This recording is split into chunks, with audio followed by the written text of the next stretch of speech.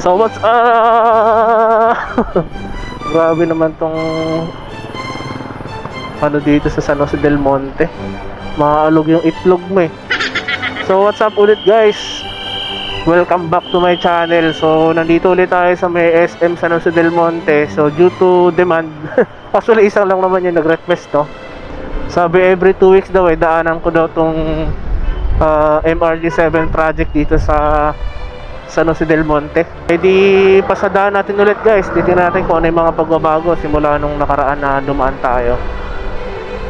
Wow, bagong asfalto yung kalsada dito. Mag-election na kasi. So bago tayo guys makarating dun sa may mga ginagawang poste, shoutout nga pala sa lahat ng mga nag-comment dun sa previous vlog ko. So shoutout sa inyo guys, no. Ilalagay ko yung pangalan nyo sa screen. So kung gusto nyo guys na ma-shoutout, mag-comment lang kayo sa comment section. So shoutout natin yan. Yun, no. Nispalto na yung kalsada dito for the first time. Pupunta pala ako ngayon ng Angono, Rizal. So para may ma-content tayo, dito tayo dadaan. Pagdating dito yung mga forma pa lang ng bakal, no? Yung mga nakatayo na bakal. Wala pa siyang buhos. Okay, let's go. So siguro yung part na to guys, balutan na yan para buhusan. Struggle talaga dito yung kalsada, oh. Ang tagal gawin. Kalong malapitan, ano na. 2017, ganito na yung kalsada dito, lubak-lubak na guys. Hanggang ngayon, lubak-lubak pa din. Okay, sementado na dito yung mga poste, oh. May nag-comment dun sa vlog ko about dito. Ang tawag pala dyan, yung mga parang nakausilin na yan, ear cup. Thank you, siguro engineer yun. Sa hula ko dito, lalagay ng station dito, kaya siya pa-square. Hula ko lang naman yun.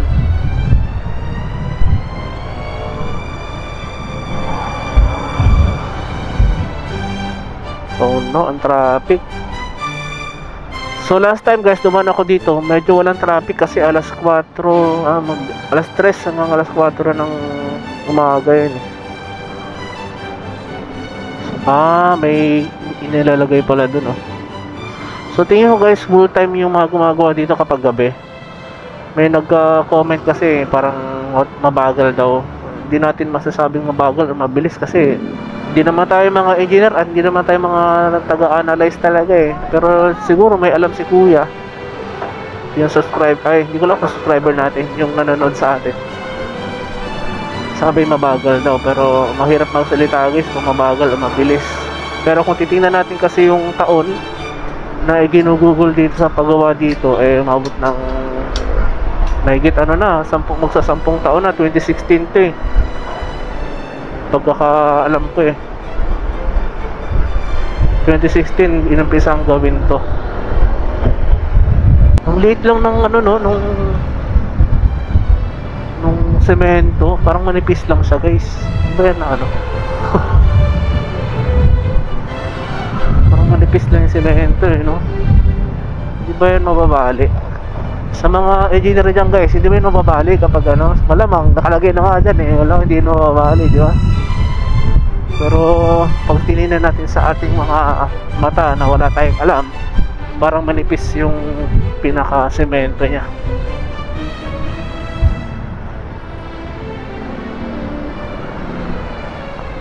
Pero kahit ano pa man, wala tayong alam dyan eh. Ang hintay lang natin yan matapos. Lalagyan pala ng brace na semento din.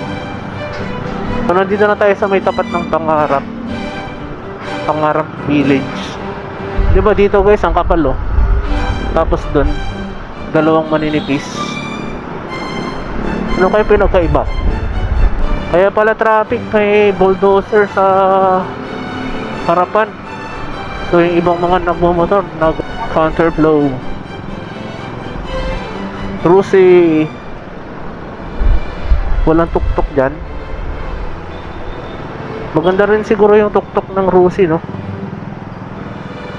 Sa mga nakakaalam guys, maganda ba yun guys? Yon, so may isa rin nag-correct sa atin. Hindi pala daw sa Malaria nakatayo itong depot ng MRT. So yan daw ay part yun ng Lagro, Quezon City. Ang galing guys, so pinapatong lang pala siya, hindi talaga siya nakasimento. Nakapatong lang pala yun. So nandito na nga tayo sa may tapat ng depot. Ito daw yung malaking ginagawa na yan, yun daw yung magiging main station or Lagro station, sabi doon sa nag-comment. So hindi pa natin alam guys kung paano ano dito. Ganda, parang nasa ibang country. So ginagawa nating basehan yung ibang bansa no. Pero may napanood ako pero may nakita kang maganda. Sabagay kasi infrastructure naman yan, so maihahalin tulad natin. Pero may napanood ako si Gio Ong nga ba yun? Sabi, pag sinabi mo daw na pag may nakita ka daw na magandang tanawin, ganun, ang ganda ng Pilipinas, huwag mo sabihin na, uy, parang nasa ibang bansa. May punto. Ginagawa mo, may punto naman guys, no? Titingin pa no?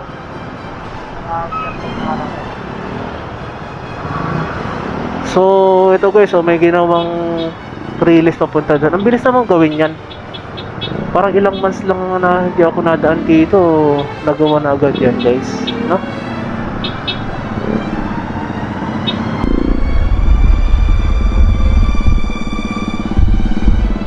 Ang traffic. So akala ko yun guys, hindi na traffic dito, traffic pa din pala. Depende sa oras. Ang oras ngayon ay 9:50. Ouch. So baka baka mawala yung traffic mga bandang alas 12. Pero kasi ang dami mga dami mga nagmamaniobra ng mga equipment nila Ano, kagaya nito, kaya pala hindi makadaan. Kasi may nagmamaniobra na anong tawag dyan.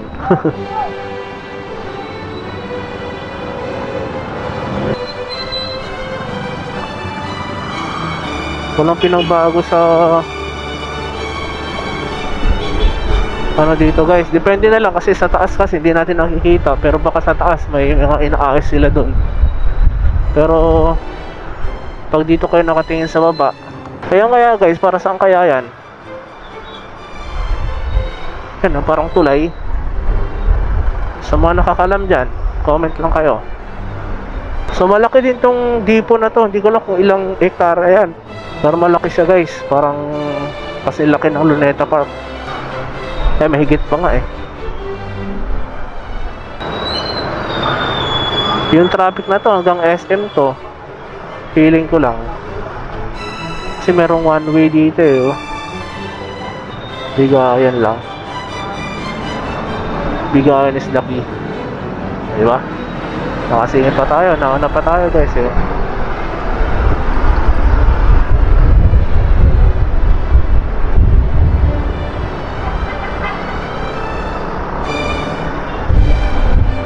Steel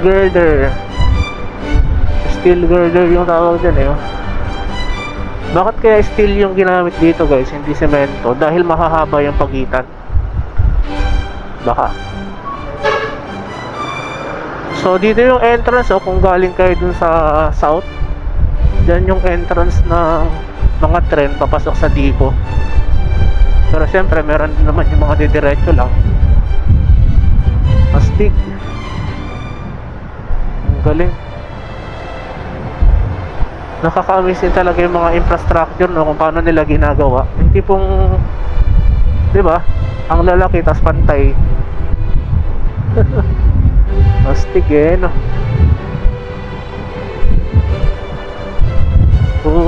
tinibag yung dito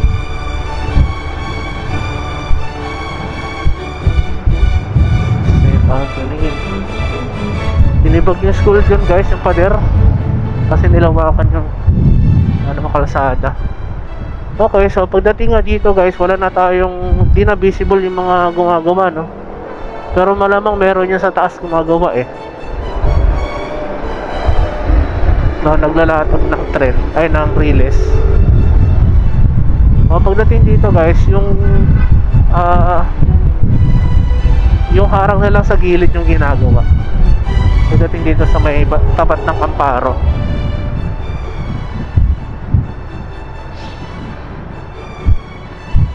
Pero maganda talaga kung doon pinadaan no? Sa loob ng mga kakahuyan. Kaso magpuputol ka ng mga puno dyan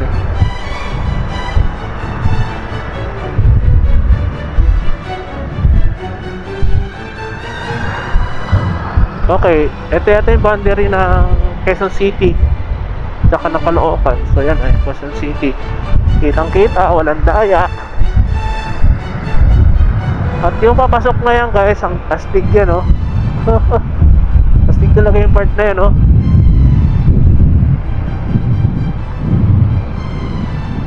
papasok sa gubat yung tren.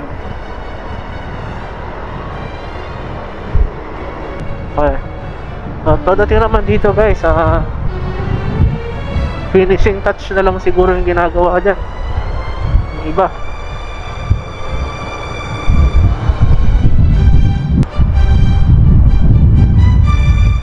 So ayan yung poste hindi nagamit. Dito na lang tayo dadaan guys, tapos tatagos tayo dun sa yung karugtong din ito, karugtong din ng tulay na to sa may Regalado. Doon tayo lulusot sa Regalado Highway. So may tinatay ditong station hindi natin alam kung anong pangalan ng station na to.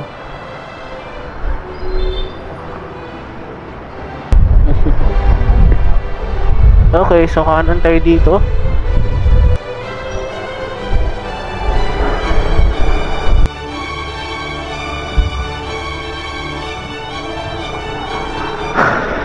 Okay, so natatanaw na natin itong release ng trend dito. So dito sa part na to guys, hanggang dyan sa may SM Fairview, tapos na talaga yan. Yung electrical na lang yung ginagawa dyan guys, yung gagawin pala.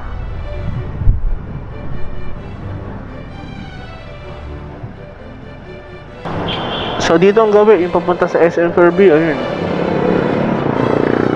Hirap lumingon So dito tayo guys sa Regalado. Pagdating dito guys, kompleto na talaga dito. Tingin ko kung mabuksan man ang o-operate na yung MRT7 hanggang SM Fairview lang siguro. So dito sa part na to, pati yung mga drainage nila, meron na mga tubo. Hindi na pala masyadong traffic dito sa Regalado Okay, so pagdating naman dito sa may North Fairview guys, walang dito, walang station. So dito yung maalanganin alanganin yung mga bababa dito. So malamang ang baba nila dun sa may FCM at saka dun sa SM Fairview na.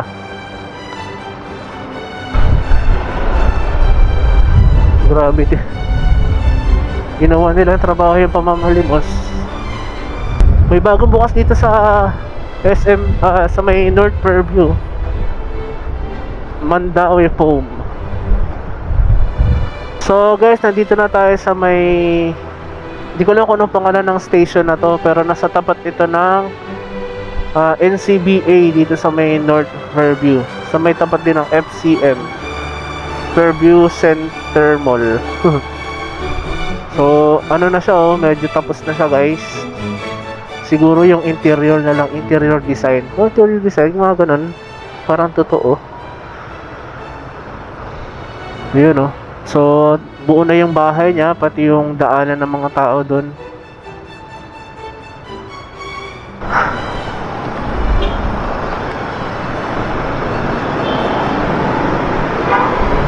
So yun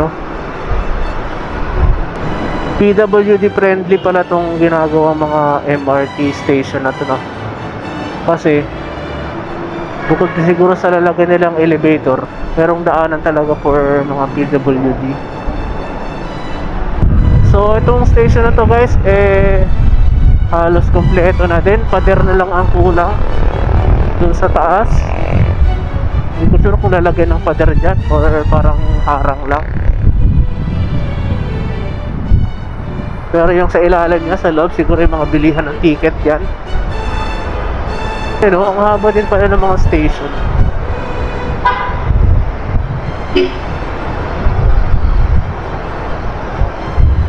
So, ang station na to ay dito sa tapat ng Pure Gold Commonwealth. Pure Gold na color green.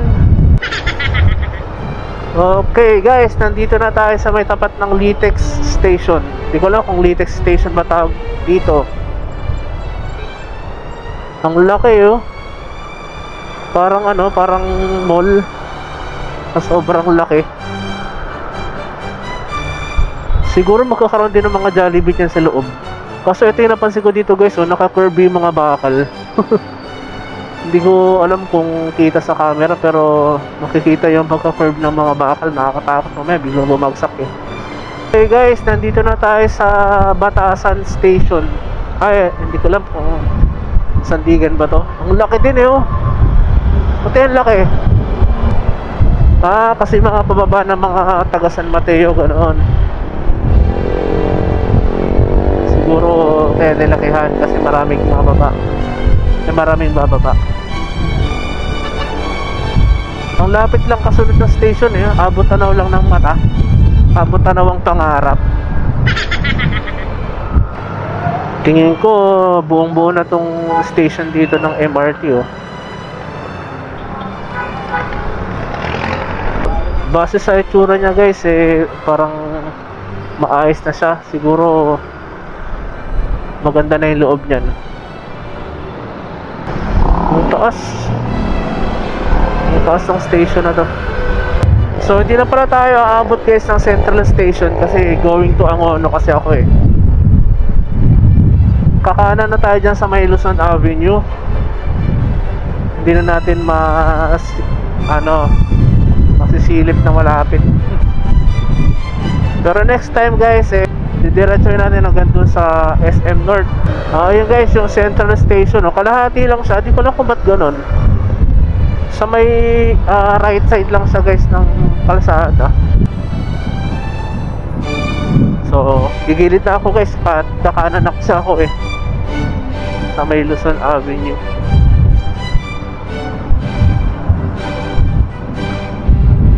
Okay, so sa tingin ko hanggang dito na lang muna yung vlog ko guys.